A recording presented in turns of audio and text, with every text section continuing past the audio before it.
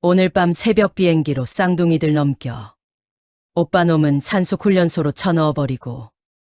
고아원 원장의 추악한 음모를 엿들은 12살 지우는 심장이 터질 것 같았습니다. 동생들을 팔아치우려는 원장의 마수에서 벗어나기 위해 소녀는 돌베기 동생들을 들쳐매고 폭우가 쏟아지는 산속으로 몸을 던졌습니다. 발톱이 빠지고 온몸이 피투성이가 되어 도착한 아빠의 무덤 앞. 그곳에서 만난 재벌 할아버지는 구원자일까요? 아니면 또 다른 지옥의 시작일까요? 할아버지, 제발 우리를 팔아넘기지 않게 도와주세요. 12살 소년이 손에 쥔 작고 낡은 수첩 하나가 대한민국 최고 재벌가를 뒤흔들 거대한 폭탄이 되어 돌아옵니다. 영상 시작하기 전에 무료인 구독 버튼과 좋아요 버튼을 지금 바로 눌러주세요. 두 번의 클릭으로 여러분의 오늘 하루가 따뜻한 행복과 큰 행운으로 가득 채워질 겁니다. 그리고 지금 어느 지역에서 보고 계신지도 댓글에 알려주세요. 본 영상의 내용은 현실적인 소재와 사회적 이슈를 바탕으로 재구성한 창작 픽션입니다. 시청자분들의 몰입을 위해 극화된 에피소드이며 등장인물, 장소, 단체는 실제와 무관한 가상의 설정임을 밝힙니다. 오늘의 운명적인 이야기 지금 바로 시작하겠습니다. 고아원 설립 기념 행사가 한창이었습니다. 외부 손님들이 북적거리는 운동장에서 아이들의 공연이 펼쳐지고 있었어요. 색색의 풍선이 하늘로 날아오르고 음악 소리가 울려 퍼졌습니다. 지우는 복도 구석에 몸을 숨기고 원장실 쪽을 살피고 있었어요. 12살 아이의 눈에는 어른스러운 경계심이 서려 있었습니다. 김 원장이 낯선 남자와 문을 열고 나왔어요. 두 사람은 주위를 둘러보더니 복도 끝으로 걸어갔습니다. 새벽 비행기니까 오늘 밤에 쌍둥이들을 넘기겠습니다. 김 원장이 목소리를 낮추며 말했습니다. 돈은 미리 준비하셨죠? 아이 한 명당 1,000만 원씩이라고 했는데 낯선 남자가 서류 가방을 두드리며 물었어요. 당연하지. 그런데 쌍둥이 애기들 오빠도 여기에 있다며. 걔는 어쩌고? 김 원장이 고개를 돌리며 확인했습니다. 한지훈 말인가? 걔는 남자아이인데다가 나이도 있어서 입양될 일이 없어. 녀석이 영악해서 제 동생들 입양되는 거 알면 뭐라도 할 놈이야. 따로 처리해야겠어. 어떻게 처리할 건데? 산속 훈련소에 보내면 돼. 거기서 버릇을 고치면 되겠지. 지훈의 얼굴이 하얗게 변했습니다. 온몸이 얼어붙는 것 같았어요. 손바닥에서 식은땀이 흘러내렸습니다. 김 원장과 브로커가 운동장 쪽으로 사라지자 지우는 영화실로 뛰어갔습니다. 쌍둥이 서윤이와 서진이가 낮잠을 자고 있었어요. 두 아이의 평화로운 잠자는 모습에 지훈의 가슴이 먹먹해졌습니다. 서윤아, 서진아, 일어나야 해. 지훈이 동생들을 조심스럽게 깨웠습니다. 아이들이 눈을 비비며 일어났어요. 서윤이가 칭얼거리기 시작하자 지훈은 준비해둔 아기띠를 꺼냈습니다. 몰래 창고에서 가져온 것이었어요. 서윤이를 가슴에, 서진이를 등에 단단히 밀착시켜 맸습니다. 오빠가 꼭 지켜줄게. 무서워하지 마. 지훈이 동생들의 머리를 쓰다듬으며 속삭였습니다. 운동장에서 웃음소리와 박수소리가 들려왔어요. 모든 사람들의 시선이 그곳에 쏠린 틈을 타 지우는 주방 뒷문으로 빠져나갔습니다. 주방 아주머니가 설거지에 정신이 팔린 사이 지우는 몸을 낮추고 문을 열었어요. 고아원 뒤편에 우거진 숲길이 보였습니다. 지우는 숨을 고르며 나무들 사이로 몸을 숨겼어요. 동생들의 무게 때문에 어깨가 아팠지만 꾹 참았습니다. 1시간 뒤 고아원에 사이렌이 울려 퍼졌습니다. 한지훈과 쌍둥이들이 없어졌다. 김 원장이 직원들을 불러 모으며 소리쳤어요. 평소 온화하던 얼굴이 일그러져 있었습니다. 당장 찾아. 사냥개까지 끌고 와. 원장님, 아이들이 어디로 갔을까요? 젊은 보육사가 당황하며 물었어요. 애들을 들쳐매고 멀리는 못 갔을 거야. 산으로 올라갔을 테니까 빨리 쫓아. 직원들이 손전등을 들고 숲으로 뛰어들었습니다. 사냥개들의 짖는 소리가 산을 울렸어요. 지우는 서윤이가 울음을 터뜨리려 하자 자신의 옷자락을 아이 입에 물려줬습니다. 쉿! 조용히 해야 해. 우리 잡히면 안 돼. 빗물에 미끄러운 산비탈이 앞에 펼쳐졌어요. 지우는 동생들이 다치지 않게 자신의 몸으로 감싸며 조심스럽게 내려갔습니다. 가시덤불이 옷을 찢고 살을 핥혔지만 신음소리 하나 내지 않았어요. 추격대의 외침소리가 점점 가까워졌습니다. 저쪽으로 갔다. 빨리 쫓아. 개들이 냄새를 맡고 있어. 지우는 미리 봐두었던 좁은 배수로를 발견했습니다. 진흙탕에 빠진 신발을 벗어 던지고 맨발로 기어갔어요. 차가운 물이 온몸을 적셨지만 이를 악물고 견뎠습니다. 갑자기 폭우가 쏟아지기 시작했습니다. 추격대의 시야가 가려지는 사이 지우는 아빠가 말해준 공원묘지 방향으로 달렸어요. 아빠가 그곳에서 기다리신다고 했었지. 지훈이 동생들을 달래며 중얼거렸습니다. 벼랑 끝에 다다르자 더 이상 갈 곳이 없었습니다. 아래는 깊은 골짜기였고 뒤에서는 추격대의 발소리가 들렸어요. 지훈은 깎여진 바위 틈새를 발견하고 몸을 구겨 넣었습니다. 비좁은 공간이었지만 동생들과 함께 숨을 죽였어요. 서진이가 추위에 떨기 시작했습니다. 지훈은 자신의 작은 가슴으로 동생들을 힘껏 끌어안았어요. 조금만 참아. 금방 따뜻한 곳에 갈 거야. 체온이 떨어지는 동생들을 자신의 겉옷으로 감싸 안았습니다. 추격자들이 손전등을 이리저리 비추며 지나갔어요. 여기는 없는 것 같은데? 묘지 쪽으로 가봐야겠어. 추격자들이 묘지 입구 쪽으로 방향을 틀었습니다. 지우는 마지막 힘을 다해 아빠 묘비가 있는 구역까지 기어 올라갔어요. 그 시각 고급 세단 한 대가 묘지 입구로 들어왔습니다. 최대호 회장이 검은 우산을 펼치며 차에서 내렸어요. 60대 중반의 품격 있는 모습이었습니다. 강혜숙 여사가 남편의 팔에 의지해 천천히 걸었어요. 오늘이 진우 기일이네요. 강혜숙이 한숨을 쉬며 말했습니다. 그 애가 왜 한진우라는 이름으로 살아야 했을까? 내가 너무 엄했어. 최대호가 무거운 발걸음을 옮기며 중얼거렸어요. 이제 와서 후회해도 소용없잖아요. 우리 아들은 영영 돌아올 수 없으니까. 강혜숙의 목소리에 깊은 슬픔이 배어 있었습니다. 두 사람이 진우의 묘지로 향하다가 갑자기 멈춰 섰습니다. 희미한 아기 울음소리와 거친 숨소리가 들려왔거든요. 묘비 뒤에서 피투성이가 된 채 쌍둥이를 업고 나타난 지훈이 주저앉았습니다. 아빠, 우리 이제 정말 헤어져야 하는 걸까요? 지훈이 묘비를 어루만지며 울부짖었어요. 12살 아이의 어깨가 무너져 내렸습니다. 강혜숙이 비명을 지르며 달려갔습니다. 여보, 저 아이 얼굴을 봐요. 지훈의 얼굴에서 죽은 아들 진우의 어린 시절을 발견한 최대호가 경악했어요. 특히 오똑한 코와 선명한 이목구비가 빼닮았습니다. 이럴 수가. 설마. 최대호가 떨리는 목소리로 중얼거렸습니다. 그때 실종 신고를 받고 출동한 경찰차가 묘지 입구로 들어왔어요. 김 원장이 승합차에서 내려 경찰을 안내했습니다. 저 아이가 우리 원아들을 유괴해서 도망쳤습니다. 김 원장이 숨을 헐떡이며 소리쳤어요. 지훈이 최대호를 향해 손을 뻗으며 절규했습니다. 제발 도와주세요. 이 사람이 우리를 팔아넘기려 해요. 경찰관이 지훈에게 다가오며 말했어요. 아이야, 진정하고 어른들 말씀 들어. 최대호가 앞으로 나서며 단호하게 말했습니다. 잠깐만요.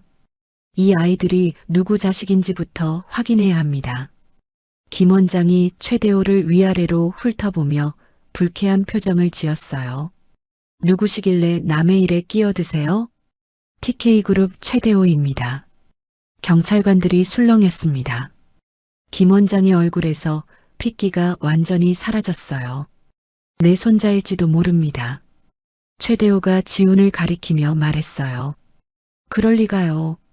이 아이들 성이 한씨인데요. 김 원장이 당황하며 반박했습니다. 경찰관이 최대호를 막아서며 말했어요.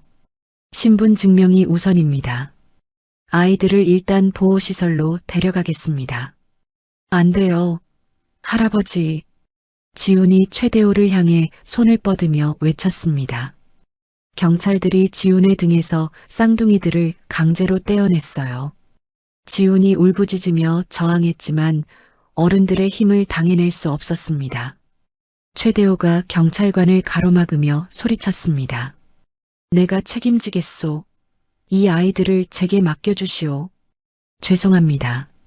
저희는 법적 절차를 따라야 합니다. 경찰관이 고개를 저으며 지훈을 승합차에 밀어 넣었어요. 차창 너머로 최대호를 향해 손을 뻗는 지훈의 절규가 빗속에 울려 퍼졌습니다. 할아버지, 동생들을 구해주세요. 승합차가 떠나자 최대호는 비를 맞으며 아들의 묘비 앞에 서 있었어요. 주먹을 꽉 쥔 채 비서에게 전화를 걸었습니다. 즉시 비서실을 소집해 전면적인 조사를 시작한다. 다음 날 아침 고아원으로 강제 송환된 지훈은 차가운 창고 독방에 갇혀 있었습니다. 난방도 되지 않는 좁은 공간에서 지훈은 벽에 기대어 앉아 떨고 있었어요. 탈출에 대한 보복으로 김 원장이 지훈을 이곳에 가둔 것이었습니다. 김 원장이 창고 문 앞에서 소리쳤어요. 이번엔 절대 못 나간다. 해외 입양 서류도 오늘 중으로 다시 작성할 거야. 동생들은 어디 있어요? 제발 동생들만은. 지훈이 벽을 두드리며 외쳤습니다. 닥쳐. 네가 도망쳐서 이렇게 된 거 아니야? 이제 더 빨리 보내야겠어. 김 원장이 발로 문을 차며 화를 냈어요. 지훈은 바닥 틈새에 숨겨두었던 작은 수첩을 꺼냈습니다. 벽면에 손톱으로 아빠와 엄마의 이름을 새기며 버티는 동시에 원장의 아동 매매 기록들을 다시 한번 확인했어요. 이 증거만 있으면 반드시 이길 수 있어. 지훈이 수첩을 꽉 쥐며 다짐했습니다.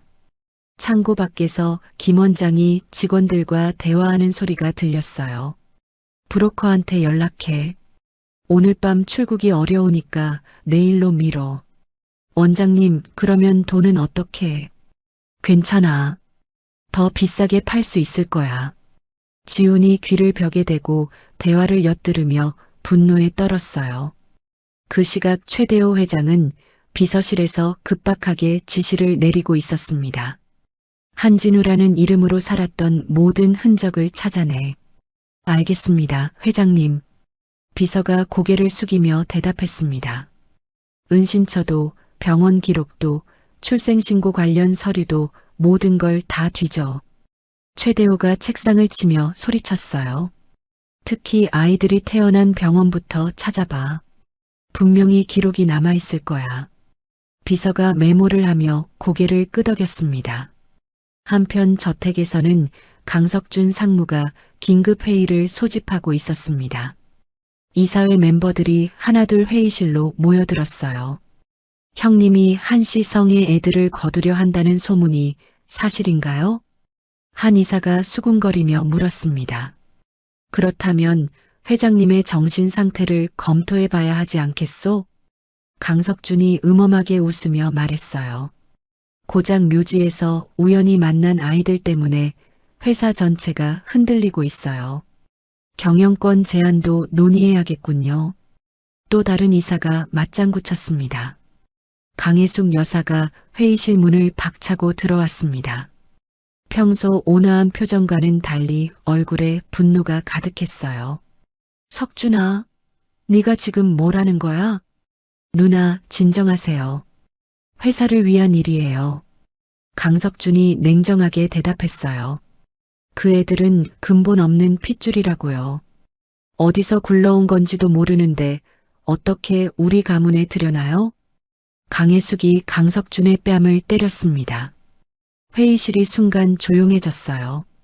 네가 내 친동생이긴 하지만 내 손주들을 그런 식으로 말하지 마. 누나가 너무 감정적으로 판단하는 거 아닙니까? 강석준이 뺨을 만지며 차갑게 웃었어요. 성도 다르고 증명할 방법도 없는데 어떻게 우리 핏줄이라고 확신해요? 그때 최대호가 급히 회의실로 들어왔습니다. 손에는 두꺼운 서류 뭉치를 들고 있었어요. 찾았다. 진우가 살던 곳을 찾았어. 비서가 사진들과 서류들을 회의 테이블 위에 펼쳐놓았습니다. 지훈과 아빠 진우가 함께 찍은 가족 사진이 여러 장 보였어요. 이 애가 정말 우리 진우의 아들이야. 최대호가 사진을 바라보며 떨리는 목소리로 말했습니다. 강혜숙이 사진 속 지훈을 가리키며 눈물을 흘렸어요. 12살 지훈의 모습이 어린 시절 진우와 너무나 흡사했습니다. 똑같아. 우리 진우 어릴 때랑 똑같아. 여기 병원 출생 기록도 있어요. 비서가 또 다른 서류를 내밀었습니다. 한지훈, 한서윤, 한서진. 모두 한진우의 자녀로 등록되어 있습니다. 강석준이 사진을 빼앗아 보며 냉소했습니다. 사진 몇 장과 서류로 뭘 증명한다는 거예요? 얼마든지 조작할 수 있잖아요. 석준아, 그만해. 강혜숙이 소리쳤습니다. 누나, 현실을 보세요. 진우가 왜 가명을 써야 했겠어요? 분명히 뭔가 숨길 일이 있었던 거예요. 최대호가 즉시 법무팀에 지시를 내렸어요. 고아원을 압수수색해. 김 원장의 모든 비리를 파헤쳐. 회장님, 그건 너무 성급한 판단 아닙니까? 강석준이 반대했습니다. 성급하다고? 내 손자가 그곳에서 고통받고 있는데. 최대호가 강석준을 노려보며 말했어요. 지금 당장 법무팀과 경찰을 동원해서라도 그 아이를 구해와. 밤 10시가 되자 김 원장은 쌍둥이들을 몰래 이동시키려 했습니다. 하지만 고아원 정문을 들이받으며 진입한 최대호의 경호팀과 법무팀에 막혔어요. 뭐 하는 짓이야? 무슨 권리로 남의 시설에? 김 원장이 당황하며 소리쳤습니다. 압수수색 영장입니다. 법무팀 변호사가 공식 서류를 내밀었어요. 아동 매매 및 횡령 혐의로 수사가 시작됐습니다. 최대호가 직접 창고로 향했습니다. 경호원이 자물쇠를 부수고 문을 열자 웅크리고 있던 지훈이 보였어요. 12살 아이는 추위에 떨며 무릎을 끌어안고 있었습니다. 할아버지, 지훈이 떨리는 목소리로 말했습니다. 최대호가 자신의 고급 코트를 벗어 지훈에게 입혀주며 조심스럽게 안아 올렸어요. 이제 안전해. 할아버지가 왔으니까. 동생들은 어디 있어요? 지훈이 간절하게 물었습니다. 걱정 마. 다 찾을 거야. 할아버지가 약속한다. 최대호가 지훈을 달래며 차로 향했습니다.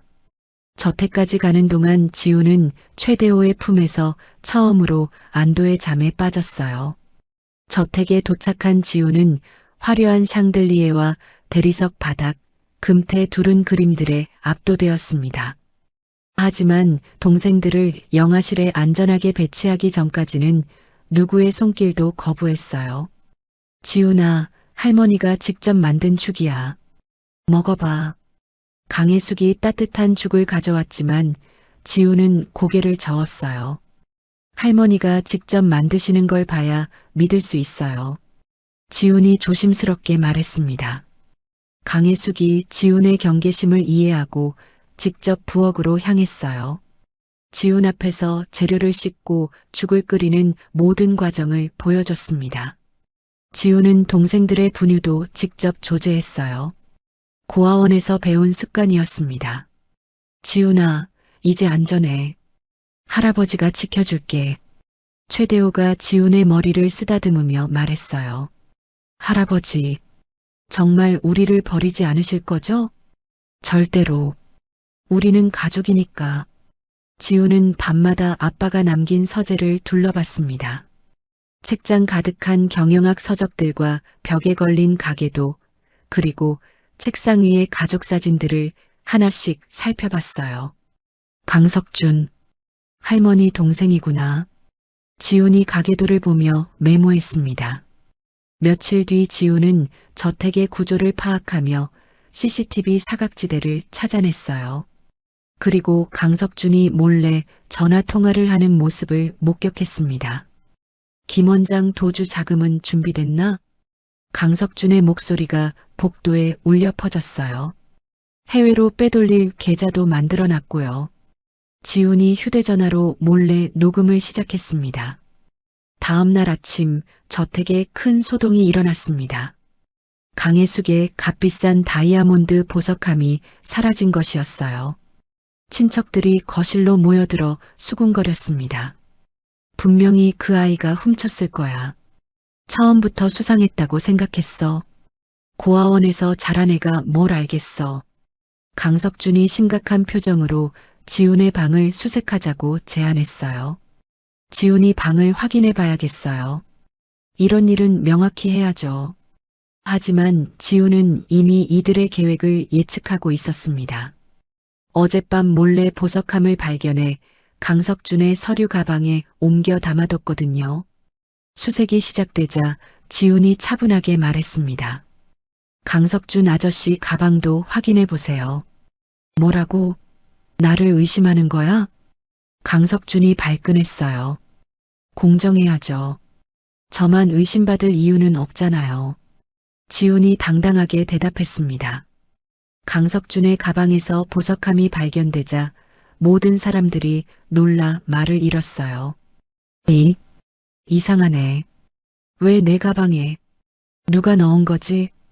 강석준이 당황해서 말을 더듬었습니다. 최대호가 지훈의 지략을 확인하고 깊이 감탄했습니다. 지훈아, 너에게 정식으로 후계 교육을 시키겠다. 최대호가 금고에서 아빠 최진우의 비밀 서재 열쇠를 꺼내 지훈에게 넘겨줬어요.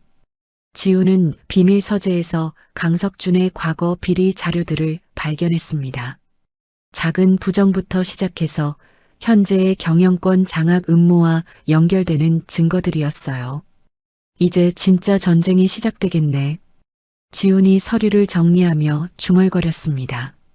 한편 강석준은 마지막 카드를 준비하고 있었어요. 지훈의 생모와 닮은 대형 여성을 몰래 섭외했습니다. 내일 기자회견을 열겠어. 그 애가 가짜라는 걸 온 세상에 알리겠다. 강석준이 음험하게 웃으며 전화를 끊었습니다. 다음 날 오후 전국의 모든 방송사에서 긴급 뉴스가 송출되었습니다. 강석준이 사주한 가짜 친모가 카메라 앞에 나타났어요. 30대 중반의 여성이 눈물을 흘리며 기자들 앞에 섰습니다. 지훈이는 제 불륜으로 태어난 아이예요. 여성이 떨리는 목소리로 말했습니다. 최진우 씨와는 아무 관계가 없어요. 제가 다른 남자와 바람을 피워서. 기자들이 플래시를 터뜨리며 질문을 쏟아냈어요. 그럼 왜 지금까지 숨기고 계셨나요? 아이가 불쌍해서. 하지만 이제는 진실을 말해야겠다고 생각했어요. 여성이 손수건으로 눈물을 닦으며 능숙하게 연기를 계속했습니다. 그 아이 성이 한씨인 이유도 제가 지어낸 거짓말 때문이에요. 방송을 마친 여성은 기자들의 추가 질문을 피해 급히 자리를 떠났어요. 저택 거실에서 이 장면을 지켜보던 최대호가 분노로 리모컨을 집어던졌습니다. 이런 뻔뻔스러운. 강혜숙도 분노로 몸을 떨었어요. 석준이가 저 여자를 매수한 게 틀림없어요. 어떻게 저런 거짓말을 태어나게 할 수 있어요? 그때 이사회 멤버들이 저택으로 몰려왔습니다. 회의실은 순식간에 아수라장이 되었어요. 회장님, 이제 그만 정신 차리셔야 합니다. 한 이사가 책상을 치며 소리쳤습니다. 저 방송을 보셨죠? 그 아이는 우리와 아무 관계 없는 애예요. 유전자 검사 결과도 조작되었을 수 있습니다. 또 다른 이사가 거들었어요. 시료를 바꿔치기 했을 가능성이 높아요. 어떻게 믿을 수 있겠어요? 회사 주가도 폭락하고 있습니다. 이 모든 게 그 아이 때문이에요. 최대호가 주먹을 꽉 쥐며 반박했습니다. 말도 안 되는 소리를 하지 마. 내가 직접 확인했어. 회장님, 감정에 휩쓸리면 안 됩니다. 회장님의 즉시 퇴진과 지훈이 파양을 강력히 요구합니다. 이사들이 일제히 소리쳤어요. 한편 강석준은 미리 포섭한 법원 집행관들과 함께 저택으로 향하고 있었습니다. 아동권리보호 및 임시격리 명령서입니다. 집행관이 공식 서류를 최대호에게 내밀었어요. 무슨 소리야? 내 손주들을 왜 데려가? 최대호가 서류를 뺏어보며 소리쳤습니다.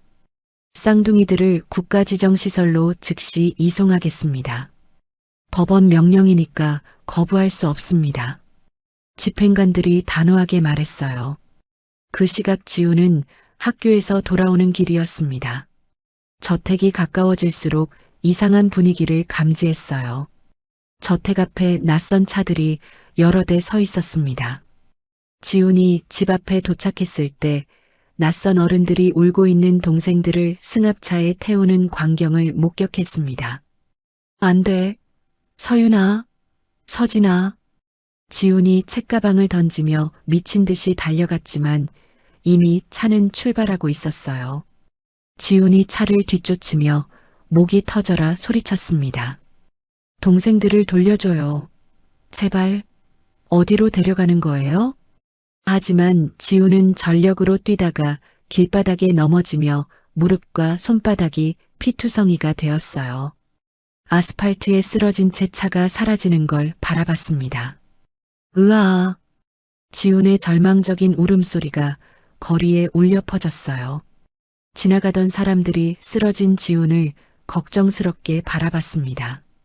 그 시각 최대호는 이사회의 배신과 손주들의 강제 이송 소식을 동시에 들었습니다. 연이은 충격에 최대호가 가슴을 움켜쥐며 쓰러졌어요. 회장님, 비서가 달려와 최대호를 부축했습니다. 119에 신고해. 빨리. 숨이 안 쉬어져. 최대호가 괴로워하며 중얼거렸어요.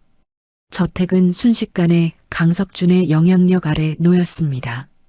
친척들이 하나둘 강석준 편으로 돌아섰어요. 역시 강상무가 옳았어. 처음부터 수상했다고 생각했어. 회장님이 너무 감정적으로 판단하신 거야. 피투성이가 된 채 저택으로 돌아온 지훈은 거실에서 강석준과 마주쳤습니다. 강석준이 승리의 미소를 지으며 지훈을 내려다봤어요. 이제 현실을 받아들여라. 너는 이 집에 있을 자격이 없어. 지훈이 강석준을 똑바로 노려보며 말했습니다. 반드시 대가를 치르게 할 거예요. 뭐라고? 고작 12살짜리가 나한테 협박을 해? 강석준이 비웃으며 말했어요. 너 같은 근본 없는 애가 뭘 할 수 있겠어? 지훈이 서늘한 눈빛으로 강석준을 바라봤습니다. 기억해 두세요. 제가 반드시 복수할 거라는 걸. 강석준이 지훈의 어깨를 거칠게 밀쳤어요. 꺼져. 보기 싫어. 지훈은 아빠의 서재로 몸을 숨겼습니다.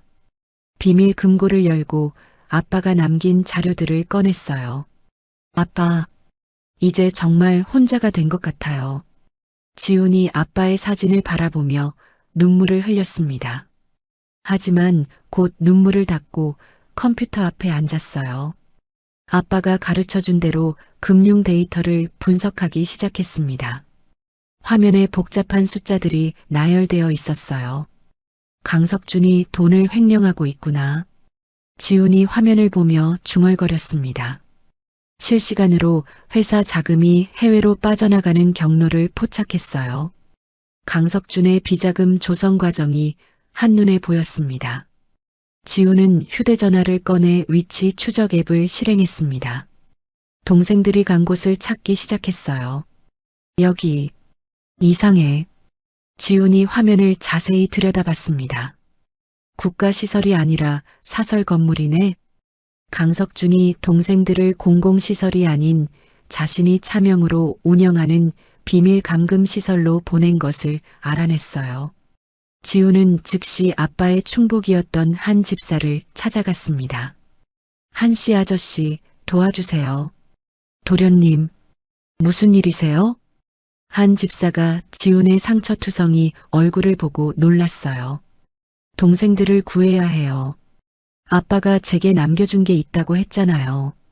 아, 유산 신탁 말씀이시군요. 한 집사가 고개를 끄덕였습니다. 도련님이 12살이 되시면 인출 가능하도록 설정해 두셨어요. 지금 제가 12살이잖아요. 지훈의 눈이 번뜩였습니다. 지금 당장 은행에 연락해 주세요. 한 집사의 도움으로 지훈은 신탁 자금 일부를 인출했어요. 그 돈으로 사설 경비팀을 고용했습니다. 제가 직접 지휘할 거예요. 지훈이 경비팀장에게 말했습니다. 도련님, 너무 위험합니다. 괜찮아요. 제가 가야 동생들이 안심할 거예요. 밤이 되자 지훈은 동생들이 갇힌 시설로 향했습니다. 12살 아이의 작은 체구를 이용해 환기구를 통해 건물 내부로 진입했어요. 좁은 환기구를 기어가며 지훈은 동생들을 찾았습니다. 서윤이와 서진이가 좁은 방에 갇혀 울고 있었어요. 서윤아, 서진아. 지훈이 조심스럽게 문을 열고 들어갔습니다. 동생들이 지훈을 보자 엉금엉금 기어왔습니다. 괜찮아. 이제 오빠가 데리러 왔으니까. 지훈이 동생들을 꼭 안아주며 달랬습니다. 지훈은 휴대전화로 시설 내부의 열악한 환경을 영상으로 촬영했어요. 강석준의 지시사항이 적힌 문서들도 빠뜨리지 않고 기록했습니다. 이것만 있으면 강석준을 끝장낼 수 있어. 탈출 도중 경비원들이 지훈 일행을 발견했습니다. 거기서 누구야? 경비원들이 손전등을 비추며 달려오자 지훈은 미리 준비한 소화기를 터뜨렸어요. 하얀 연기가 복도를 가득 메웠습니다. 서윤아, 서진아, 오빠 꼭 잡아. 지훈이 동생들을 안고 비상구로 향했습니다. 시설 옥상에 올라간 지훈은 아빠의 친구였던 박 변호사에게 전화를 걸었어요. 아저씨, 지금 라이브로 상황을 중계할게요. 지훈아, 어디 있니? 위험하니까 빨리 나와. 동생들부터 구해주세요. 강석준이 우리를 감금했어요. 지훈이 휴대전화로 실시간 영상을 전송했습니다. 그 시각 강석준은 지훈이 시설에 있다는 보고를 받고 직접 현장으로 향하고 있었어요. 이번 기회에 그 애들을 완전히 해외로 빼돌려버려. 강석준이 차 안에서 냉혹하게 지시했습니다. 증거도 모두 인멸하고. 한편 그 시각 경찰 헬기와 함께 현장에 나타난 박 변호사는 지훈이 실시간으로 송출한 영상을 근거로 시설 관계자들을 긴급 체포 지시했습니다. 헬기의 서치라이트가 건물을 환하게 비추며 착륙했어요. 헬기 소음이 밤하늘을 가르며 울려 퍼졌습니다. 아동 유괴 및 감금 혐의로 모두 체포하겠습니다. 박 변호사가 확성기를 들고 소리쳤습니다. 경찰들이 건물로 뛰어들어 도주하려던 시설 관계자들을 하나씩 붙잡았어요. 복도 곳곳에서 수갑 채우는 소리가 들렸습니다. 강석준은 현장에서 도주하려 했지만 지훈이 미리 부탁해둔 사설 경비팀이 모든 출입구를 막고 있었습니다. 주차장, 비상구, 심지어 화장실 창문까지 완벽하게 봉쇄되어 있었어요. 길을 비켜. 내가 누군지 알지? 강석준이 소리쳤지만 경비원들은 꼼짝하지 않았어요. 죄송합니다. 지훈 도련님의 특별 지시입니다. 경비팀장이 단호하게 말했습니다. 고작 12살짜리 MR을 듣겠다는 거야? 강석준이 화를 내며 경비원을 밀쳤지만 소용없었어요. 결국 강석준은 경찰에게 신병이 확보되었습니다. 수갑이 채워지는 순간 강석준의 얼굴이 창백하게 변했어요. 이럴 수가. 12살짜리한테 당하다니. 강석준이 이를 갈며 중얼거렸습니다. 옥상에서 지우는 구출되는 순간에도 공포에 질린 동생들을 꼭 안아주었습니다. 서윤이를 왼팔에, 서진이를 오른팔에 안은 채 동생들의 귀를 손으로 막아주었어요. 헬기 소음이 아이들을 놀라게 할까봐 세심하게 배려했습니다. 이제 다 끝났어. 집에 가자. 지훈이 부드럽게 속삭이며 아이들의 심리적 안정을 최우선으로 챙겼습니다. 동생들은 오빠 스품에서 겨우 안심하며 울음을 그쳤어요. 따뜻한 오빠의 체온을 느끼며 불안감이 사라졌습니다. 무서웠지? 이제 괜찮아. 지훈이 동생들의 등을 토닥여주며 달랬어요. 병원에서 의식을 되찾은 최대호는 간병인으로부터 지훈이 직접 범인을 잡고 증거를 확보했다는 상세한 보고를 받았습니다. 12살 아이가 혼자서 이런 대단한 일을. 최대호가 깊은 경외심을 느끼며 중얼거렸어요. 도련님의 위기관리 능력이 정말 탁월합니다. 성인도 하기 힘든 일을 해냈어요. 간병인이 감탄하며 말했습니다. 사설 경비팀 고용부터 증거 수집, 실시간 중계까지 완벽한 작전이었어요. 최대호가 병실에서 일어나려 하자 간병인이 말렸어요. 아직 안정을 취하셔야 합니다. 아니야, 내 손자를 당장 보러 가야 해. 지우는 구출 직후 경찰서에서 조사를 받았어요.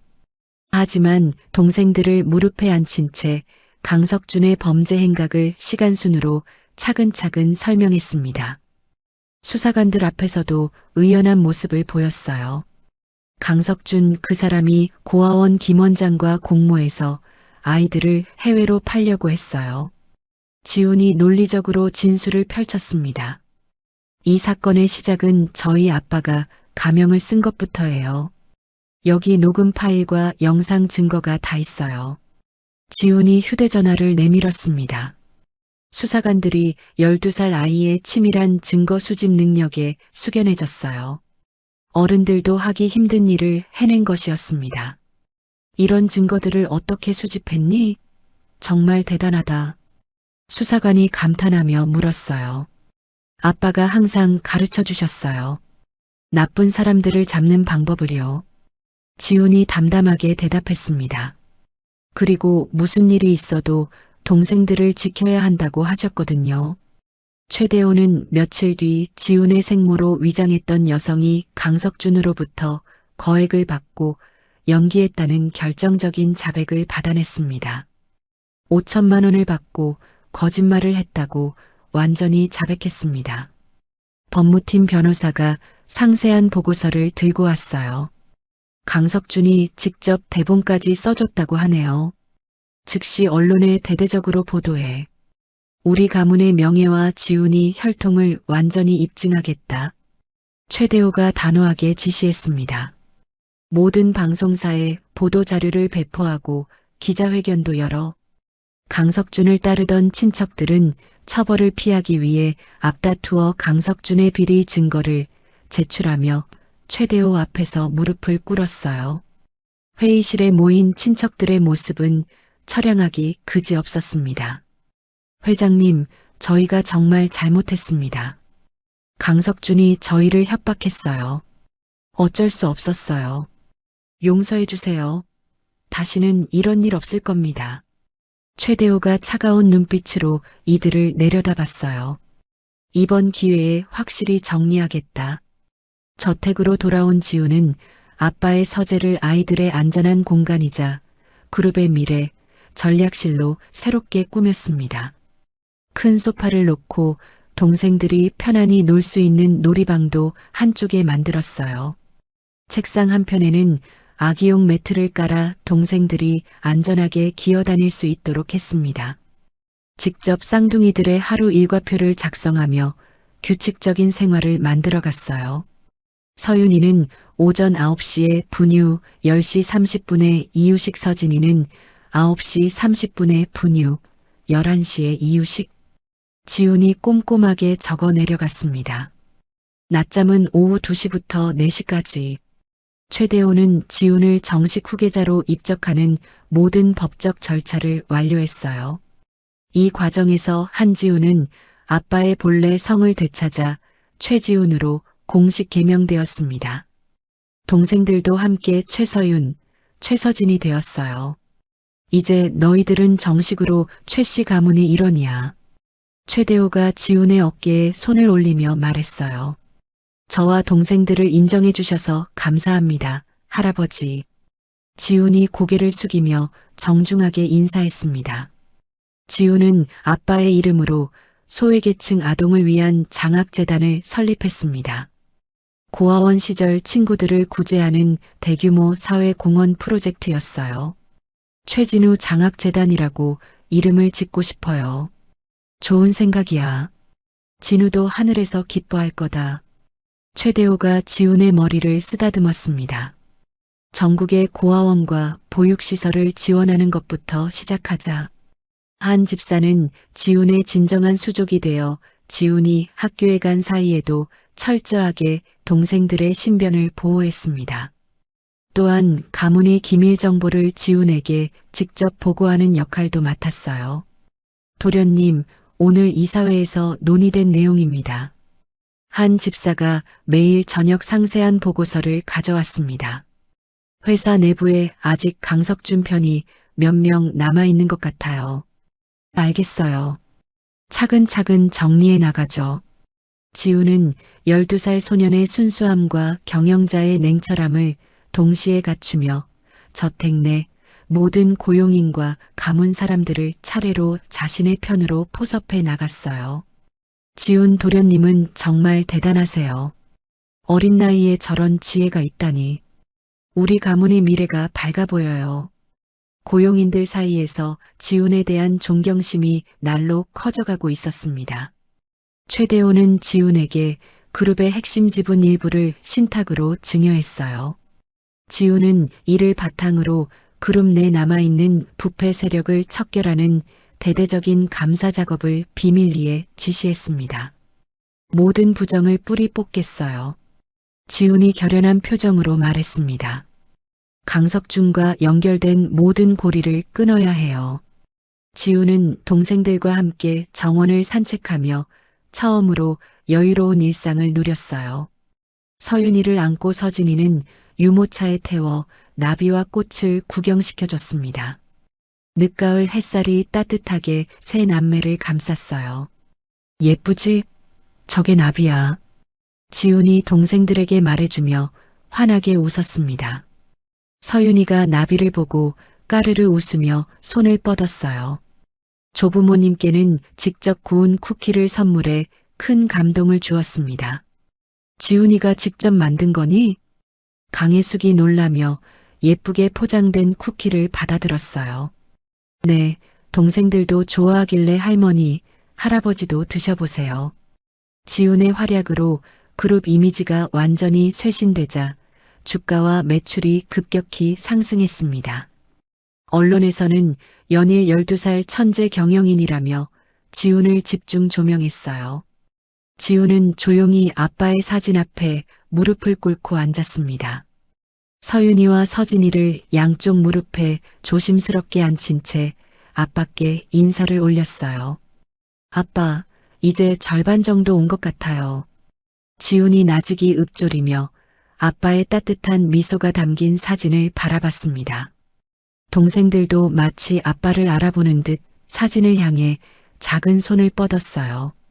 다음 날 아침 지훈은 최대호와 함께 장학재단 개회식에 참석했습니다. 전국의 모든 방송사가 이 역사적인 순간을 생중계하고 있었어요. 12살 소년이 직접 설립한 재단이라는 점에서 국민들의 엄청난 관심을 받았습니다. 개회식 장소인 서울 시내 대형 컨벤션 센터에는 수백 명의 하객들이 몰려들었어요. 정치인, 기업인, 사회 인사들이 너나 할 것 없이 참석했습니다. 안녕하세요. 저는 최지훈입니다. 지훈이 마이크 앞에 서서 당당하게 인사했어요. 12살이라는 어린 나이에도 불구하고 전혀 떨리지 않는 목소리였습니다. 제가 고아원에서 지낸 경험을 바탕으로 어려운 환경의 아이들을 도우려고 합니다. 수백 명의 하객들이 박수를 쳤어요. 지훈의 진심이 담긴 연설에 많은 사람들이 깊은 감동을 받았습니다. 저도 동생들과 함께 힘든 시간을 겪었지만 가족의 사랑으로 이겨낼 수 있었어요. 지훈이 목소리에 힘을 담아 계속 말했습니다. 모든 아이들이 따뜻한 가정에서 사랑받으며 자랄 수 있기를 간절히 바랍니다. 지훈이 마지막 인사를 마치자 기립박수가 터져 나왔어요. 많은 사람들이 눈시울을 붉히며 박수를 보냈습니다. 재단 기금으로 100억 원을 출연하겠습니다. 한 기업인이 즉석에서 기부를 약속했어요. 저희도 50억 원 기부하겠습니다. 연이어 기부 약속이 쏟아져 나왔습니다. 한편 저택에서는 쌍둥이 동생들의 특별한 날이 준비되고 있었습니다. 서윤이와 서진이의 첫 생일이었거든요. 거대한 실내 놀이터가 새로 완공되어 온 가족과 친척들이 모였어요. 우리 공주님들 벌써 돌이 되었구나. 강혜숙이 서윤이를 조심스럽게 안아올리며 웃었어요. 저택 대연회장이 화려하게 장식되어 있었습니다. 분홍색과 하늘색 풍선들이 천장을 가득 메웠고 대형 케이크가 중앙에 놓여 있었어요. 지훈이 직접 돌잡이 행사를 진행했습니다. 색색의 물건들을 쌍둥이들 앞에 정성스럽게 놓고 무엇을 선택하는지 지켜봤어요. 책, 연필, 청진기, 마이크, 실쌀 등 다양한 물건들이 예쁜 쟁반에 담겨 있었습니다. 서윤아, 뭘 집을까? 지훈이 부드럽게 말하며 서윤이를 바닥에 앉혀줬어요. 서윤이가 잠시 망설이다가 연필을 꼭 잡자 모든 사람들이 환호했습니다. 공부를 잘하겠네. 학자가 되겠어. 하객들이 웃으며 박수를 쳤어요. 이번에는 서진이 차례였습니다. 서진이는 청진기를 선택했어요. 의사가 되겠네. 훌륭해. 남매가 모두 똑똑하겠어요. 뭘 선택하든 오빠가 든든한 울타리가 되어줄게. 지훈이 하객들 앞에서 당당히 선언했어요. 우리 세 남매는 평생 함께할 거예요. 최대호 부부는 며칠 뒤 지훈과 함께 아들 진우의 추억이 깃든 장소들을 찾아갔습니다.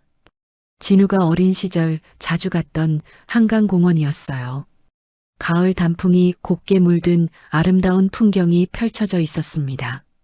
진우도 여기서 처음 걸음마를 뗐었는데 강혜숙이 옛 추억을 떠올리며 말했어요. 이제는 지훈이가 동생들 걸음마를 도와주는구나. 최대호가 지훈이 서진이를 부축해 일으켜 세우는 모습을 바라보며 흐뭇해했습니다. 비로소 아들을 잃은 깊은 상처가 치유되고 진정한 평화를 느낄 수 있었어요. 며칠 뒤 지훈은 학교에서 성적표를 받아들고 최대호에게 달려갔습니다. 진단평가 결과였어요. 할아버지, 이번에도 전 과목 만점이에요. 지훈이 시험지를 자랑스럽게 내밀었어요. 우리 지훈이가 정말 똑똑하구나. 최대호가 지훈을 안아올리며 환하게 웃었습니다. 재벌가 후계자를 떠나서 넌 그냥 자랑스러운 내 손자야. 저택에서는 연일세 남매의 웃음소리가 끊이지 않았습니다. 지훈은 주말마다 직접 앞치마를 두르고 동생들을 위해 건강한 이유식을 정성스럽게 만들었어요.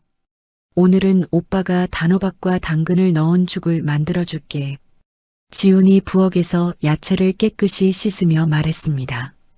영양도 좋고 달콤해서 동생들이 좋아할 거야.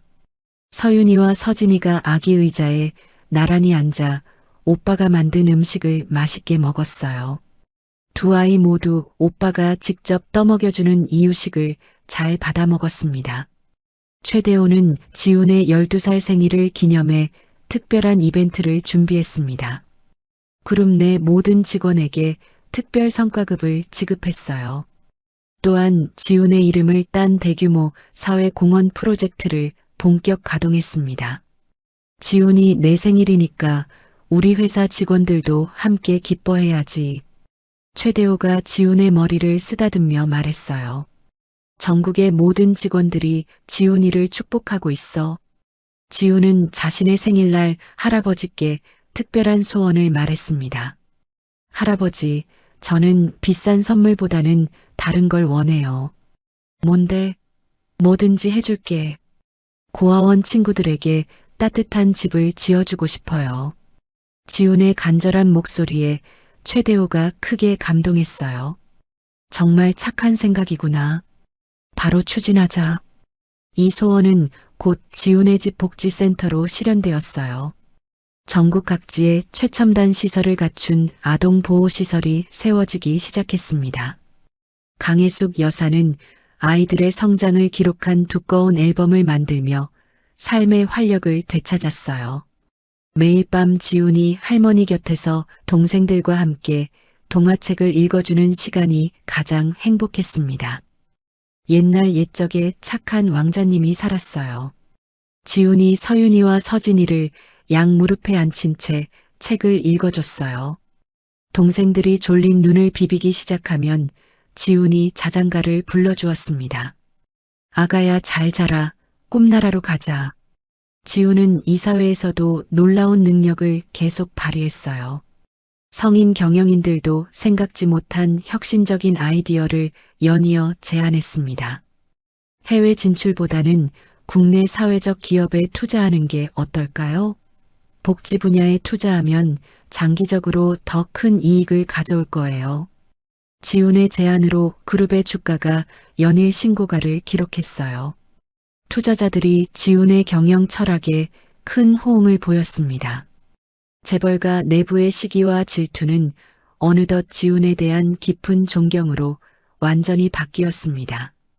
친척들이 지훈의 눈치를 보며 가문의 법도를 철저히 지키기 시작했어요. 지훈 도련님 말씀이 맞아요. 역시 우리 가문의 밝은 미래군요. 앞으로는 지훈 도련님을 따르겠습니다. 지훈은 동생들이 아빠를 기억할 수 있도록 특별한 선물을 준비했습니다. 최첨단 기술로 아빠의 목소리를 완벽하게 복원한 인공지능 인형이었어요. 지훈아, 서윤아, 서진아, 아빠가 너희들을 정말 사랑해. 인형에서 생전 아빠의 목소리와 똑같은 따뜻하고 정겨운 목소리가 흘러나왔습니다. 서윤이와 서진이가 인형을 보고 까르르 웃으며 양팔을 벌렸어요. 마치 진짜 아빠가 온 것처럼 기뻐했습니다.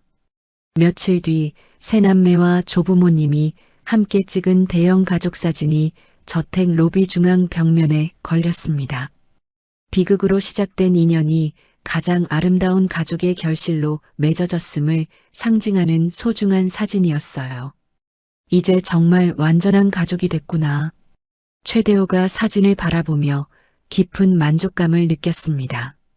밤이 되자 지훈은 잠든 동생들의 머리맡에 조용히 앉았어요. 서윤이와 서진이의 평화로운 잠자는 얼굴을 바라보며 마음속으로 조용히 다짐했습니다. 이제 다시는 누구도 우릴 건드리지 못하게 할 거야. 지훈이 동생들의 이불을 정성스럽게 덮어주며 깊은 안도감과 함께 잠에 빠져들었어요. 하지만 그 시각 집행유예로 일찍 풀려난 강석주는 마지막 도박을 위한 치밀한 계획을 세우고 있었습니다.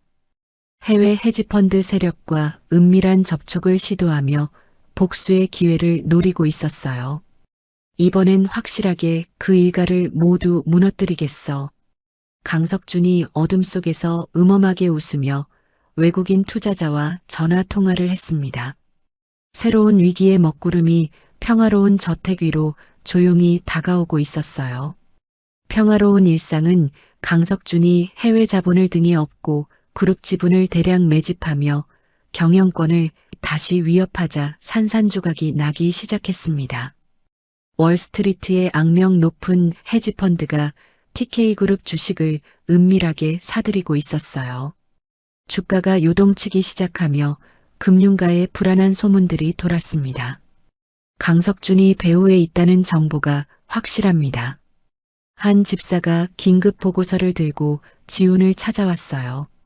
해외 자본과 손잡고 적대적 인수합병을 시도하고 있어요. 지훈이 보고서를 꼼꼼히 읽어보며 고개를 끄덕였습니다. 예상했던 일이에요. 쉽게 포기할 사람이 아니니까요. 설상가상으로 막내 서윤이가 갑자기 심각한 상황에 처했습니다. 아침에 일어나지 못하고 고열과 함께 호흡 곤란을 일으키며 쓰러진 것이에요. 지훈이 서윤이의 이상한 숨소리를 듣고 급히 깨워보려 했지만 아이는 의식을 잃은 상태였습니다. 119에 신고해. 빨리. 지훈이 서윤이를 안고 소리쳤어요. 응급실로 급히 이송된 서윤이에 대한 의사의 진단은 충격적이었습니다. 고아원 시절의 지속적인 영양실조와 스트레스로 인한 후천적 면역 결핍 증상입니다. 의사가 심각한 표정으로 설명했어요. 어린 나이에 너무 많은 스트레스를 받아서 면역 체계가 약해진 것 같아요. 지훈은 서윤이의 병실에서 한시도 떨어지지 않은 채 간병했습니다. 작은 의자를 병상 옆에 끌어다 놓고 밤낮으로 동생을 돌봤어요. 서진이까지 함께 데려와 형제가 함께 있게 해줬습니다. 서윤아, 오빠가 여기 있으니까 걱정 마. 지훈이 서윤이의 작은 손을 잡으며 속삭였습니다. 하지만 강석준은 이 틈을 놓치지 않았어요. 언론을 통해 악의적인 루머를 퍼뜨리기 시작했습니다. 가짜 성씨를 쓰던 아이들이 가문에 들어온 후 불운이 계속되고 있다. 최 회장의 건강 악화도 그 아이들 때문이다. 방송에서 이런 소문들이 연일 보도되기 시작했어요. 강석준은 더 나아가 지훈이 가진 주식 의결권의 법적 효력을 정지시키는 가처분 신청을 법원에 냈습니다. 미성년자인 지훈이 경영 참여하는 것이 부적절하다는 이유였어요. 12살 아이가 대기업 경영에 관여하는 것은 상식에 맞지 않는다. 강석준이 기자들 앞에서 주장했습니다. 주주들의 이익을 위해 즉시 제재해야 한다. 최대호는 그룹 방어와 손녀의 치료라는 양면 전쟁에 시달리며 다시 건강이 급격히 악화되기 시작했습니다. 연일 계속되는 스트레스와 과로로 혈압이 위험 수치까지 올라갔어요. 회장님, 무리하시면 안 됩니다. 의사가 걱정스럽게 말했지만 최대호는 듣지 않았어요. 저택의 분위기는 다시금 차가운 얼음장처럼 변했습니다. 직원들도 불안해하며 서로 눈치를 보기 시작했어요. 강석준은 더욱 치밀한 계획을 실행에 옮겼습니다. 서윤이의 수술에 필요한 특수 혈청을 독점 수입하는 제약회사를 몰래 포섭한 것이에요.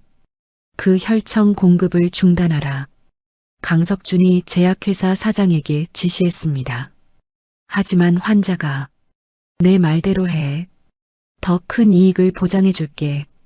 결국 혈청 공급이 갑자기 중단되었습니다. 의료진이 당황하며 대안을 찾기 시작했어요. 혈청이 없으면 수술이 불가능합니다.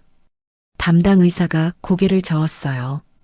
강석준은 이를 무기로 최대호에게 지분양도 계약서 서명을 압박했습니다. 혈청을 구하고 싶으시면 조건이 있어요. 강석준이 병원 복도에서 최대호와 마주쳤을 때 냉소하며 말했어요. 지훈도 병원 복도에서 강석준과 마주쳤습니다. 강석준이 승리의 미소를 지으며 지훈을 비웃고 있었어요. 어때? 이제 현실이 보이지? 강석준이 지훈을 내려다보며 말했습니다. 당신은 사람의 목숨을 도구로 썼어요. 그 대가는 반드시 무거울 거예요.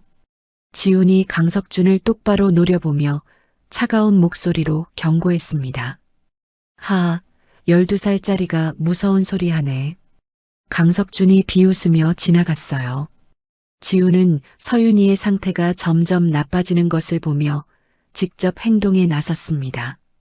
병원 의학 도서관에서 밤새 해외 의학 학술지를 뒤지며 대체 치료법을 연구했어요. 분명히 다른 방법이 있을 거야. 지훈이 두꺼운 의학서를 펼쳐놓고 공부했습니다. 전 세계 전문의들에게 긴급 구조 요청 이메일을 보내기도 했어요. 제 동생을 살려주세요. 지훈이 간절한 마음으로 이메일을 작성했습니다. 한편 강석준의 사주를 받은 이사들이 임시 주주총회를 소집했습니다. 최대호의 해임을 안건으로 상정하고 지훈의 입적 무효 소송도 동시에 진행했어요. 회장의 독단적 경영으로 회사가 위기에 처했다. 미성년자를 후계자로 지정한 것은 명백한 실책이다.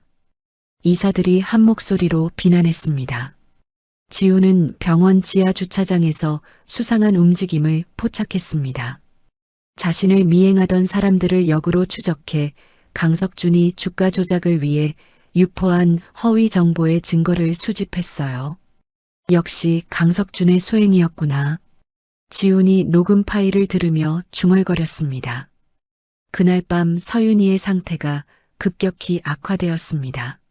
산소 포화도가 위험 수준까지 떨어지며 중환자실에 비상벨이 울렸어요.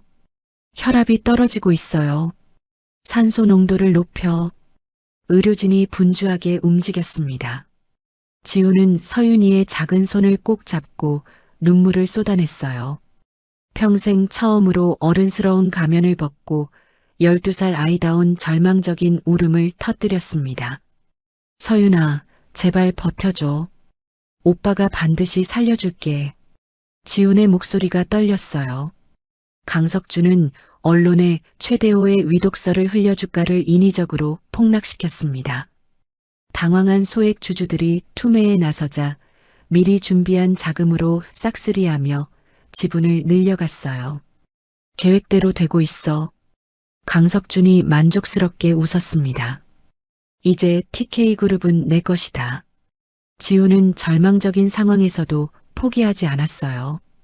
아빠의 서재에서 아빠가 생전에 우호관계를 맺었던 숨겨진 투자자 리스트를 찾아냈습니다. 아빠가 믿었던 사람들이 분명히 있을 거야.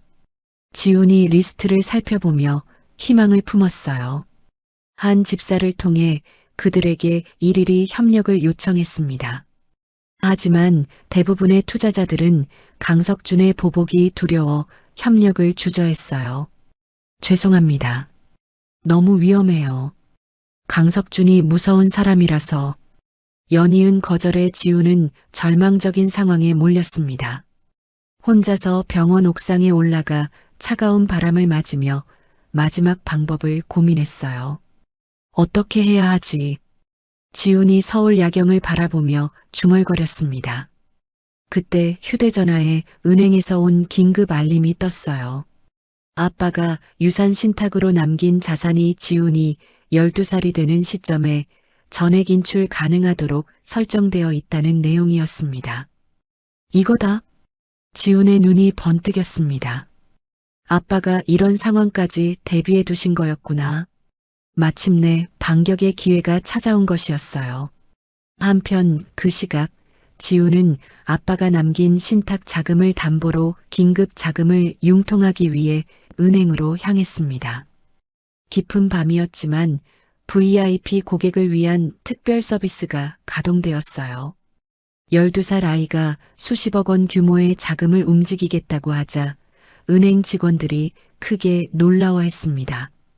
정말로 이 정도 규모의 자금 운용을 하시겠다는 건가요? 은행 지점장이 신중한 표정으로 물었어요. 네, 제가 모든 책임을 지겠습니다. 지훈이 단호하게 말하며 복잡한 서류들에 차례로 서명했습니다.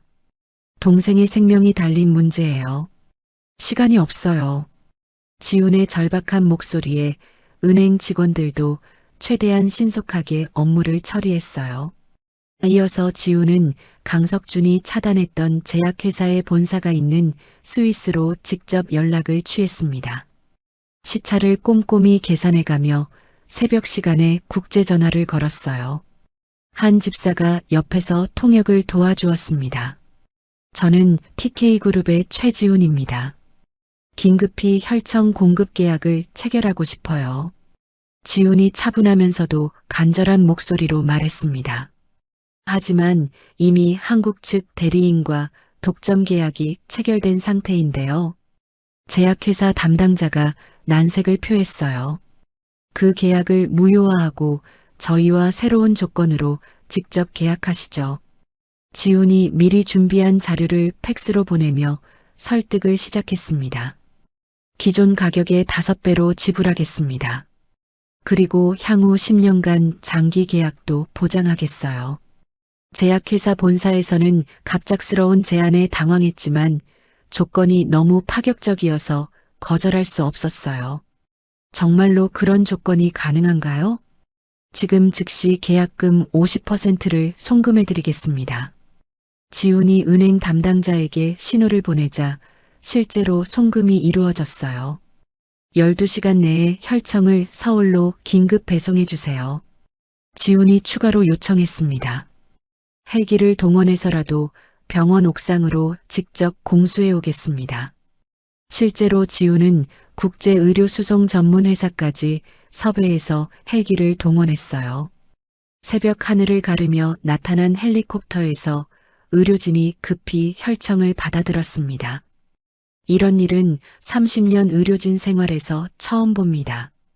담당 의사가 깊은 감탄을 표하며 말했어요. 12살 아이가 이런 국제적 규모의 일을 해내다니. 간호사들도 모두 놀라워하며 지훈을 바라봤습니다. 의료진은 지훈의 발빠른 대처 덕분에 서윤이의 생명을 구할 수 있었어요. 고난도 수술이 성공적으로 진행되었고 서윤이의 상태가 점차 안정을 찾기 시작했습니다. 정말 다행입니다. 조금만 늦었어도 위험했을 거예요. 의사가 안도의 표정을 지으며 상세히 설명해 줬어요. 하지만 지훈의 진짜 반격은 이제부터 시작이었습니다. 강석준이 소집한 임시 주주총회에 전혀 예상치 못한 모습으로 등장했어요. 아직 회복 중인 서윤이를 조심스럽게 품에 안고 주주총회장으로 당당히 걸어 들어간 것입니다. 회의장에 있던 모든 사람들이 깜짝 놀라며 지훈을 바라봤어요. 지훈이 너는 왜 여기에? 강석준이 당황하며 말을 더듬었습니다. 주주총회니까 당연히 참석해야죠. 지훈이 차분하고 의연한 목소리로 대답했어요. 그리고 여러분께 보여드릴 게 있어요. 지훈은 주주들 앞에서 동생의 목숨을 담보로 협박했던 강석준의 육성이 담긴 녹음 파일을 공개했습니다. 회의장에 강석준의 냉혹한 목소리가 생생하게 울려 퍼졌어요.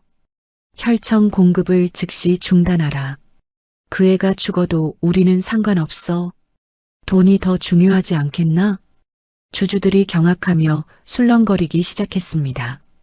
어떻게 어린아이의 목숨을 가지고. 이건 정말 잔인한 일이에요. 인간으로서 할 수 없는 짓이야. 강석준은 얼굴이 새하얗게 변한 채 발악적으로 반박했어요. 이건 조작된 거야. 절대 믿지 마세요. 누군가가 내 목소리를 합성한 거라고요. 하지만 지훈이 준비한 것은 녹음 파일만이 아니었어요. 영상 증거와 문서 증거까지 차례로 공개했습니다. 그때 회의장 뒤쪽 문이 열리며 예상치 못한 인물이 등장했습니다. 지훈이 섭외한 해외 투자자였어요. 강석준이 그룹 자산을 해외로 유출하려 했다는 결정적인 이면 계약서를 들고 나타난 것입니다. 강석준 씨가 저희에게 은밀히 제안한 불법 계약서입니다. 투자자가 두꺼운 서류 뭉치를 흔들며 말했어요. TK그룹의 핵심 자산과 기술을 시장 가격의 절반으로 넘기려 했어요. 완전한 배신 행위였습니다. 주주들의 분노가 극에 달했습니다. 회의장이 아수라장으로 변했어요. 배신자야. 우리 회사를 헐값에 팔아먹으려 했구나. 당장 끌어내. 지훈은 마이크를 잡고 침착하게 말했습니다. 12살이라는 나이가 무색할 정도로 위험이 있었어요. 신탁 자금과 우호 지분을 모두 합쳐 저는 현재 강석준보다 훨씬 높은 의결권을 확보했습니다. 지훈이 법무팀이 밤새 준비한 정교한 서류를 제시했어요. 따라서 현장에서 강석준의 즉시 해임과 영구 제명안을 표결하겠습니다. 표결 과정은 일사천리로 진행되었어요. 강석준의 해임안이 압도적인 찬성표로 만장일치 통과되었습니다. 강석준은 다시 한번 수사관들에 의해 현장에서 체포되었어요. 이번에는 횡령, 배임, 공갈 등 훨씬 무거운 죄목들이 추가되었습니다. 강혜숙 여사는 수갑이 채워진 친동생을 바라보며 차가운 표정으로 마지막 인사를 건넸습니다. 내 소중한 손주를 건드린 순간 너는 더 이상 내 동생이 아니야. 강혜숙이 떨리는 목소리지만 단호하게 절연을 선언했어요. 다시는 우리 가족 앞에 나타나지 마. 영원히. 지훈은 주주총회에서 서윤이를 다시 가문의 정식 일원으로 공개적으로 재천명했습니다. 앞으로 서윤이의 완전한 회복을 위해 그룹 차원의 최첨단 어린이 전문 병원을 설립하겠습니다. 같은 고통을 겪고 있는 전국의 모든 아이들도 함께 치료받을 수 있는 희망의 공간으로 만들겠어요. 주주들이 뜨거운 박수로 지훈의 발표에 화답했어요. 최대호는 지훈의 놀라운 활약상을 지켜보며 그동안의 스트레스가 완전히 해소되어 기적적으로 건강을 회복했습니다. 혈압과 심박수가 모두 정상으로 돌아왔어요. 지훈아, 정말로 네가 아니었다면 우리 가문이 어떻게 됐을지 상상도 할 수 없어. 최대호가 지훈을 그룹의 실질적인 차기 후계자로 대내외에 공식 임명했습니다. 앞으로는 지훈이 모든 중요한 경영 결정을 직접 내릴 것입니다. 지훈은 이제 가문 내에 남아있던 마지막 부패 세력들을 차근차근 정리하기 시작했어요. 하나씩 개별적으로 불러내어 그들의 비리 증거 자료를 조용히 건네며 권고했습니다. 조용히 가문을 떠나시는 게 서로에게 좋을 것 같아요. 지훈의 냉철하면서도 예의 바른 태도에 아무도 감히 반박하지 못했어요. 며칠 뒤 서윤이는 오빠의 정성스럽고 과학적인 보살핌 속에 놀라울 정도로 빠르게 회복했습니다. 일주일 만에 환한 웃음을 되찾고 서진이와 함께 거실 카펫에서 장난감을 가지고 즐겁게 놀기 시작했어요. 오빠 빠빠. 서윤이가 지훈을 보며 까르르 웃으며 작은 손뼉을 쳤습니다. 지훈은 강석준에게 매수되었던 모든 부패 관리들과 고아원 관계자들을 빠짐없이 찾아내 합당한 법적 처벌을 받게 했습니다. 김 원장을 비롯한 모든 공범들이 중형을 선고받으며 법정에 서게 되었어요. 마침내 완벽하고 깔끔한 복수가 대단원의 막을 내린 것입니다. 최대호는 병실에서 지훈의 손을 두 손으로 꼭 잡고 진심 어린 깊은 고마움을 표했습니다. 정말로 네가 아니었다면 이 가문은 완전히 무너져 회복 불가능했을 거야. 할아버지, 저희는 진짜 가족이잖아요. 당연한 일을 한 거예요. 지훈이 환한 미소를 지으며 겸손하게 대답했어요. 다음 날 아침 8시 맑게 갠 가을 하늘 아래 세 남매는 단정한 검은 정장과 원피스를 입고 아빠의 묘지로 향하는 고급 승용차에 올랐습니다. 지훈이 서윤이를 왼팔에, 서진이를 오른팔에 조심스럽게 안고 차에 탔어요. 이제는 당당한 승리자가 되어 아빠를 만나러 가는 길이었습니다. 최대호와 강혜숙 부부도 함께 동행했어요. 한 집사가 운전을 하며 천천히 공원묘지로 향했습니다. 가는 길에 지훈은 차창밖 풍경을 바라보며 지난 일들을 되돌아봤어요. 지훈아, 아빠께서도 정말 자랑스러워 하실 거야. 강혜숙이 지훈의 머리를 쓰다듬으며 말했어요. 할머니, 저도 아빠가 자랑스러워해 주셨으면 좋겠어요. 지훈이 동생들을 꼭 안으며 조용히 대답했습니다. 묘지에 도착한 지훈은 아빠의 묘비 앞에 정성스럽게 준비한 것들을 하나씩 내려놓기 시작했습니다. 학교에서 받은 전과목 만점 상장, 그룹의 성과 보고서, 장학재단 설립 증서, 그리고 동생들이 그린 아빠 그림까지 차례로 놓았어요. 아빠, 저희가 드디어 해냈어요. 지훈이 묘비에 새겨진 아빠의 이름을 어루만지며 환한 미소를 지었습니다. 이제 동생들 걱정 마세요. 제가 이 가문을 세상에서 가장 따뜻하고 안전한 곳으로 만들었어요. 서윤이와 서진이도 마치 진짜 아빠를 알아보는 듯 묘비를 향해 작은 손을 뻗었어요. 지훈이 동생들의 손을 잡아 함께 아빠의 사진에 손을 댔습니다. 아빠 서윤이는 이제 완전히 건강해졌고 서진이도 매일매일 쑥쑥 자라고 있어요. 지훈이 아빠에게 자세히 근황을 보고했어요. 저희 세 명이 정말 행복하게 살고 있어요. 할아버지, 할머니도 저희를 정말 사랑해 주시고요.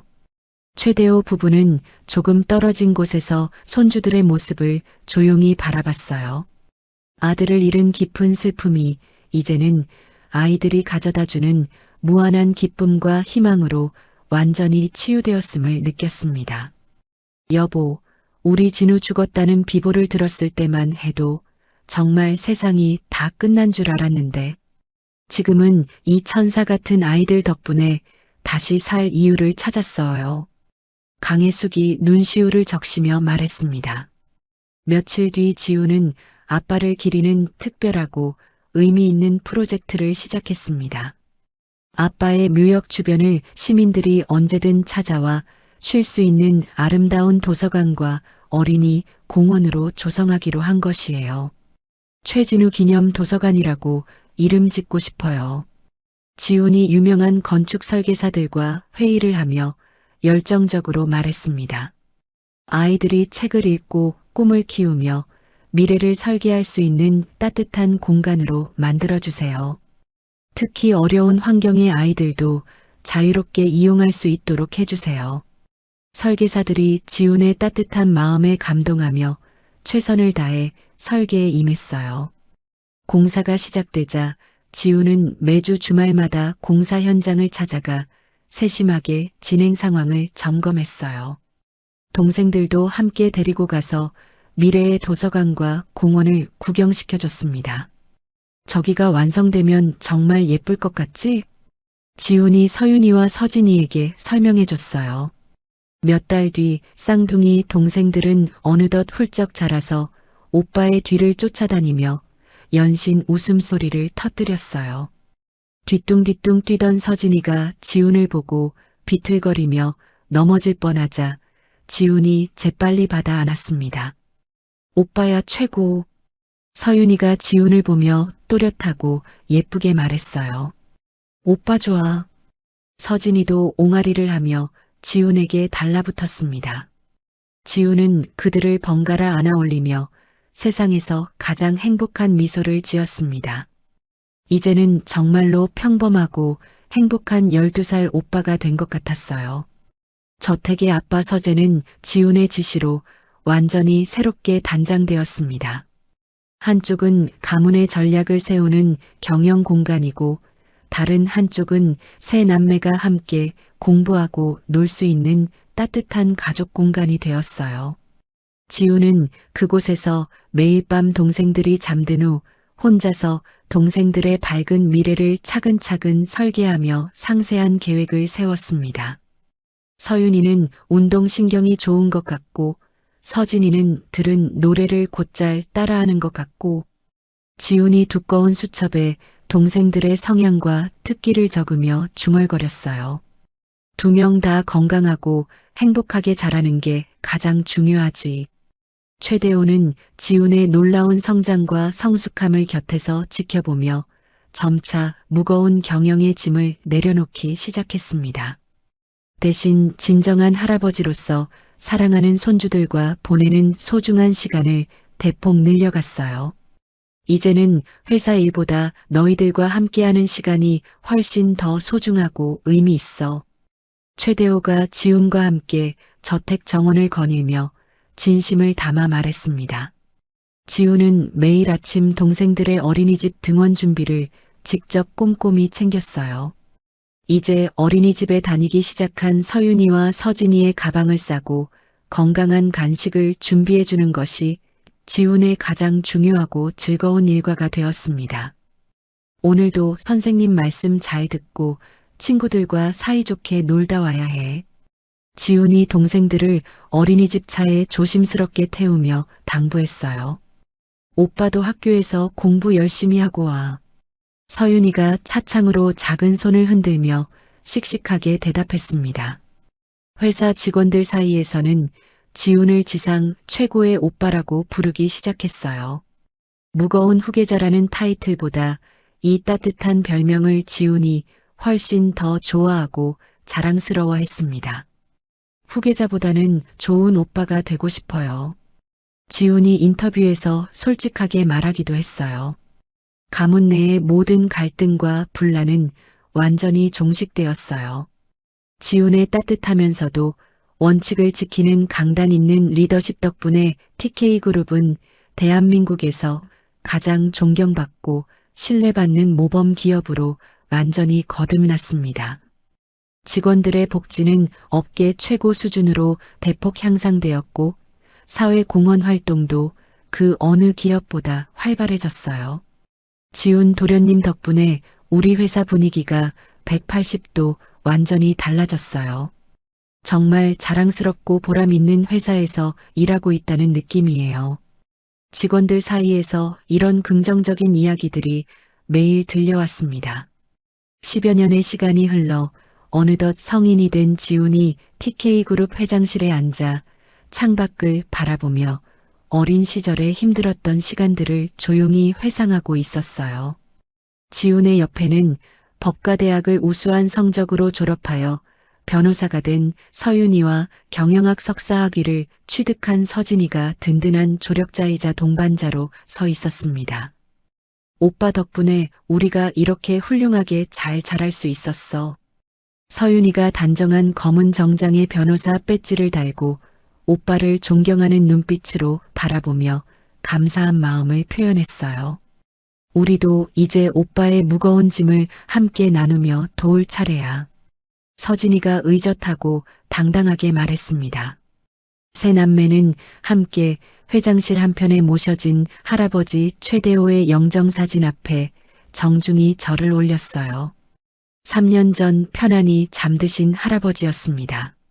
할아버지, 저희가 약속드린 대로 가문을 훌륭히 지키고 발전시키고 있어요.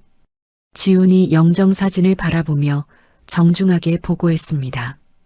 할아버지가 물려주신 따뜻한 마음을 절대 잃지 않겠어요. 그 뒤 세 남매는 함께 아빠의 소중한 유품들이 정성스럽게 보관된 특별한 방으로 향했어요. 아빠가 남긴 금시계, 만년필, 그리고 지훈에게 보낸 감동적인 마지막 편지를 꺼내 함께 차례로 읽었습니다. 지훈아, 네가 이 편지를 읽을 때쯤이면 너는 분명 훌륭한 어른이 되어 있을 거야. 지훈이 아빠의 필체가 담긴 편지를 떨리는 목소리로 소리내어 읽었어요. 동생들을 끝까지 잘 지켜주고 어떤 어려움이 있어도 따뜻한 마음만은 절대 잃지 마라. 가족보다 소중한 것은 이 세상에 없단다. 세 남매가 서로를 바라보며 감동에 젖어 미소를 지었습니다. 아빠의 간절한 유언을 완벽하게 지켜낸 것이 무엇보다 자랑스럽고 뿌듯했어요.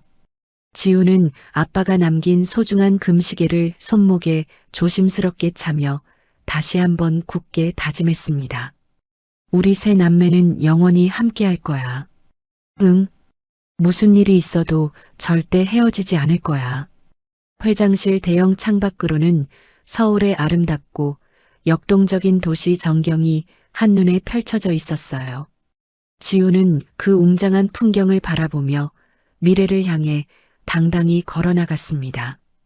아빠의 묘지 근처에는 세 남매가 어릴 때 정성스럽게 심었던 소나무들이 이제 하늘을 향해 곱게 뻗어 당당히 자라고 있었어요.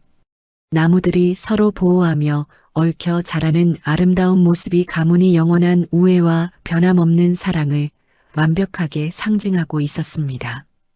마지막으로 지우는 였지만 따뜻한 미소를 지으며 조용히 말했어요. 가족은 지키는 것이 아니라 함께 살아가는 소중한 인연입니다. 사랑하는 사람들과 함께라면 어떤 시련과 어려움도 반드시 이겨낼 수 있어요. 그리고 그 사랑이야말로 세상에서 가장 강한 힘이에요. 파란 하늘을 배경으로 한 지훈의 환한 미소와 함께 길고 감동적인 여정이 드디어 아름다운 대단원의 마침표를 찍었습니다. 12살 어린 나이에 감당하기 힘든 시련을 겪으면서도 끝까지 동생들의 손을 놓지 않았던 지훈이의 이야기 어떻게 들으셨나요? 억수같이 쏟아지는 빗속에서 시작된 비극은 지훈이의 굳건한 의지와 가족이라는 이름의 사랑으로 마침내 찬란한 희망의 결실을 맺었습니다. 핏줄은 때로 가장 깊은 상처를 주기도 하지만 그 상처를 완벽하게 치유하는 것 또한 진심 어린 가족의 사랑임을 이 사연은 말해주고 있습니다. 스스로 사자가 되어 동생들을 지켜낸 지훈이의 용기가 우리에게 전하는 메시지는 분명합니다. 진정한 강함은 권력에서 나오는 것이 아니라 소중한 사람을 지키고자 하는 마음에서 시작된다는 것이죠. 여러분의 삶에도 지훈이가 심은 소나무처럼 어떤 풍파에도 흔들리지 않는 든든한 사랑과 희망이 가득하기를 진심으로 응원합니다. 사랑하는 독자 여러분, 오늘의 긴 여정을 함께 들어주신 분이 계시다면 잘 들었다고 댓글 하나만 남겨주세요. 무료인 구독과 좋아요 눌러주시면 좋은 기운 받아서 더 재밌고 감동적인 영상으로 찾아오겠습니다. 감사합니다.